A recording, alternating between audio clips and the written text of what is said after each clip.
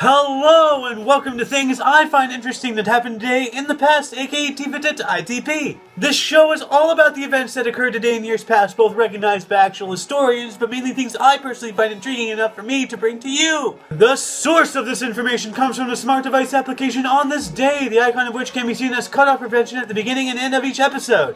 And because I'm an idiot and I didn't prepare myself over the weekend, the music in the background is Breathe by Glude, which I found on the YouTube channel No Copyright Sounds. For links to the app, music, and anything else potentially interesting, check the underbar. Anyway, on with the show! Today is Moon's Day, aka Monday, April 18th, 2016. In 2014, an avalanche on Mount Everest caused the deaths of 16 people. In 1988, the United States launched Operation Praying Mantis against Iranian naval forces in the largest naval battle since World War II.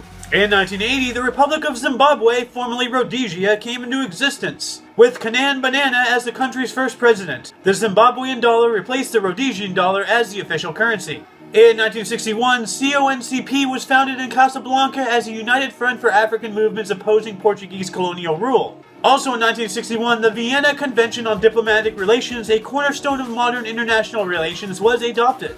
In 1955, 29 nations met in Bandung, Indonesia for the first African-Asian Conference. In 1946, the International Court of Justice held its inaugural meeting in The Hague, Netherlands. In 1943, during World War II, during Operation Vengeance, Admiral Ishiroku Yamamoto was killed when his aircraft was shot down by U.S. fighters over Bougainville Island. In 1942, also during World War II, the Doolittle Raid commenced, in which U.S. aircraft bombed Tokyo, Yokohama, Kobe, and Nagoya. In 1930, BBC reported that there was no news, then played out with piano music. In 1924, Simon & Schuster published the first crossword puzzle book.